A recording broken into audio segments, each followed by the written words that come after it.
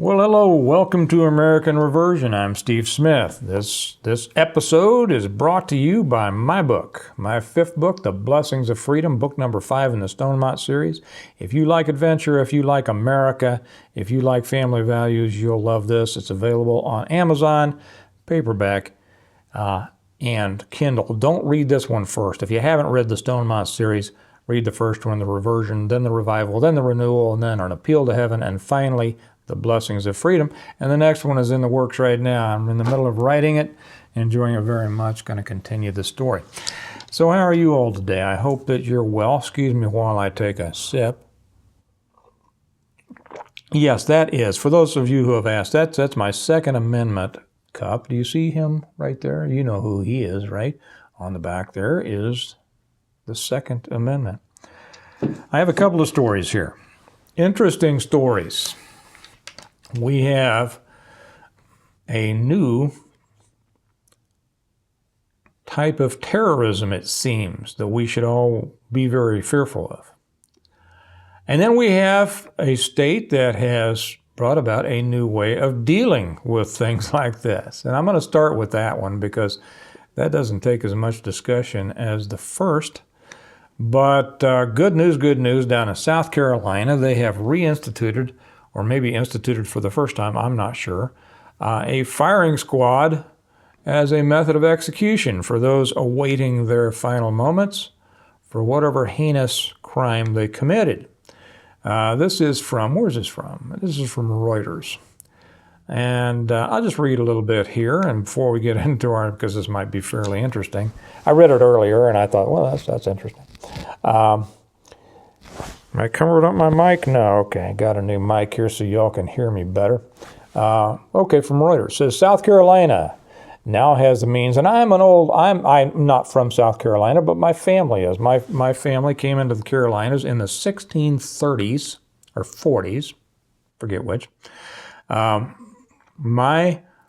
of my ancestors, for all of you South Carolinians down there who might care, was Arthur Middleton. If you know who Arthur Middleton is, he was a delegate to the Continental Congress and a signer of the Declaration of Independence. His father was a governor, and as was his son. So my family, one branch of my family, was in the Carolinas, South Carolina, for from the 1630s or 40s. Up until after that unpleasantness during the 1860s, at which time they and another branch from northeast Georgia says, you know what, they're burning everything around here, and we think we're headed west. And they came through Tennessee into Missouri, which is how I ended up here. But my family started down there, so I always have kind of a soft spot in my heart for South Carolina. We're going to go down and take a trip with the kids here in the next year or so to show them some of the places that branch of the family came from. But anyway, getting back to today's subject. Reuters, South Carolina now has the means to facilitate executions by firing squad, officials said Friday. Don't you love how they put that? They now have the means to facilitate executions by a firing. Well, you know, the means, I would think that would be a rifle and a bullet and a guy to shoot it, right? So they have the means to facilitate executions. Facilitate meaning carrying out. I know you all know that. It's just the way that these people write things, it's humorous to me. And making it one of the few states where it is lawful to carry out a death sentence in that manner. I thought that was lawful as it is in Chicago. I mean, every weekend. Oh, well, this is by the government. Okay. As opposed to being enabled by government programs, this is directly by the government. It continues. The State Department of Corrections said it alerted the alert. Yeah, Fox News. News alert. The Attorney General's office that it has developed protocols and completed renovations at a correctional facility in Columbia, the capital city. Oh, Kelly and I stayed in Columbia, South Carolina one time. We pulled in late at night. I simply wasn't able to drive any farther. When we finally got into a motel down there, my first alert was that the guy checking us in was behind bulletproof glass. There was armed guards roaming the parking lot. I don't think that our room had been completely cleaned by the crime scene investigators yet. They had pretty much, I think I still saw a remnant of the chalk outline of the previous tenant, but I'm not sure. Columbia, South Carolina. Anyway, so they say they alerted the Attorney General's office. It has developed protocols and completed renovations at a correctional facility in Columbia, the capital city, making way for death row inmates to choose to be shot by a three-man squad among three possible methods of execution. Okay, it developed protocols. Okay, ready, aim, fire, right? And completed renovations. Would you stack those sandbags a little bit higher behind that post? I mean, you know, the amount of money that goes into this idiocies is amazing. You know that there have been people who have had their date with the executioner, and when they're just about to go be executed, they've been excused from their execution because they were sick. You know that, right? You've read that. Yeah, right. They have a cough and a sniffle. We got to go back and cure them before we kill them. Okay, that's enough of that. Now to the main topic of this. This is from CBS News. New Secret Service report details growing incel terrorism threat. You know what an incel is, right? An incel, involuntary celibate. It means he can't get girls, right? And apparently this is such a now there were always guys that couldn't get girls. Had there been, don't you guys know? I hope none of you were one of these, but there were always guys, the majority of guys in junior high school, even college, who couldn't get girls, right? I mean, they were in the radio club, the stamp club, whatever, the ham operators club. And I don't mean to offend anybody out there, as those guys had their minds on something else. I had my mind on girls, which is why I grew up technologically ignorant. Okay, but anyway, there have always been guys who couldn't get girls. They didn't go around killing people, right? And they didn't give themselves a name, or maybe this is a name given to them by society. Incel, involuntary celibacy. That's what it is. When, if it's voluntary celibacy, then you're a priest, or should be, right? I mean, I won't get into that. If it's voluntary, it's one thing. But involuntary simply means the girls keep saying no. Okay, that has been the way of history for the most part. Let me get into this. Enough of my meandering thoughts. The federal government on Tuesday, released a study on the growing terrorism threat from men who call themselves anti-feminists or involuntary celibates. Now, I don't know if they're trying to put those two together, because I don't know, just because a guy can't get a girl doesn't mean he doesn't like women, doesn't mean he doesn't like a girl, it just means, that hadn't worked out for him yet, right? Anyway, they draw motivation for violence from their inability to develop relationships with women. Since 2014, attacks inspired by the incel movement, for those listening to me instead of watching me, you might be doing dishes while you listen to me, I just made the air quotes, and spanning the U.S. and Canada have left dozens dead. I guess it's just the U.S. and Canada. None of you Aussie guys over there, or Europeans, apparently, or anybody else in the world. Apparently it's just a U.S. and Canadian, a North America problem. Early intervention and behavioral threat assessments could be the difference between life and death for women targeted by the growing ideology, according to a 26-page report. Well, see, they've given away their game right there. They've said that they need to be able to develop early intervention and behavioral threat assessments. And they've written a big report on it, and I'm sure that within that report is going to be what they need to do and how much money they need in order to develop, interventional protocols for this. Gosh, I find myself sounding almost like I did back when I used to write this junk.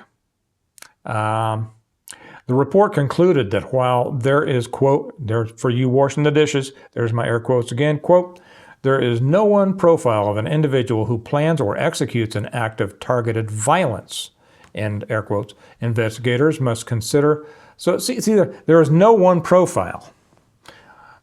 And you realize what that does. That opens it up to anybody.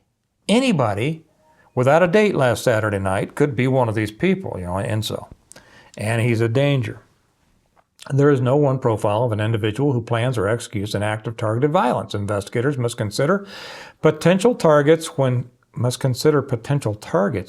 when seeking to thwart attacks, as suspects routinely explore multiple targets during the planning process before making their final selection. That is a bunch of junk. The U.S. Secret Service's National Threat Assessment Center took a deep dive into a series of red flags predating a shooting at a yoga studio in Tallahassee, Florida, to determine how early intervention could save lives in the future. Well, I know, they're going, if it just saves one life, it's worth those billions of dollars we're going to spend on our reports. The NTAC, National Threat Assessment Center, routinely publishes research based on an assessment of the current threat environment, which is simply meetings at which case says, be afraid of everything. In the case of 40-year-old gunman Scott Pearl Byerly, there were countless warning signs. The man who opened fire inside Hot Yoga Tallahassee, killing 2 women and injuring 4 more before committing suicide, had previously been fired from multiple teaching jobs, barred from bars and apartment buildings, and once authored a 70,000-word revenge fantasy about a boy turned serial killer, according to the report. 70,000 words. Hey, as a writer, I can tell you what that is. My first novel was, the reversion was 90-some thousand words. When I got done with it, I asked myself, I said, I wonder if that's, long enough to be a book. And so I looked up the great American novel and Huckleberry Finn, which has been banned from many of our schools, by Samuel Clemens, otherwise known as Mark Twain. Do you know why he was called Mark Twain? I'll talk about that in another one. Now, why he called himself Mark Twain. It comes from the riverboats. And so I looked it up, and that was, Huckleberry Finn was only 60-some thousand words. And so I said, wow, my first book is 30,000 more words than Mark Twain's great American novel. So anyway, the reason that I'm saying this is that 70,000 words in a revenge fantasy, that is no mean trick. That is amazing. During his teen years, the attacker was accused of stalking his classmates, and he wrote stories centered around violent themes. You mean like half of the screenwriters in Hollywood? Said Steve Driscoll, lead research. He didn't say that last part, he said the first part. Lead research specialist at NTAC in a briefing with reporters on Thursday. One of those stories was 81 pages long and involved the protagonist murdering several girls before committing suicide. The female characters in the story that were killed represented the attacker's actual classmates from his high school, but he slightly changed the names in his writing. Now, I want to make one thing clear.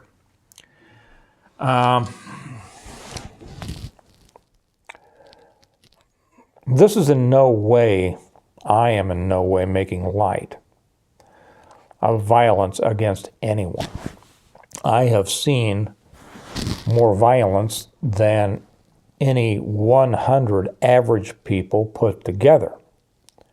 And every time I saw it, it left an impression on me. As it does for all of you who have experienced that, who have led lives of violence or dealing with violent people. So I in no way minimize, and I'm in no way making light of this. What I am making light of is the need to create an entire new umbrella of threat. This will be the next thing. The incel terrorist. And you can imagine, when we think about red flag laws, somebody doesn't like a former partner, wants to get at somebody, so they call the police and say, they are emotionally unstable. I think you should go confiscate those dangerous things they have in their possession.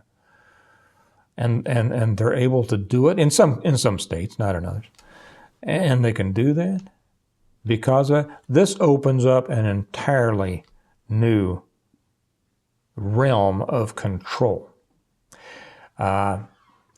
through the psychological aspect, through the enforcement, through the all sorts of things. This is dangerous.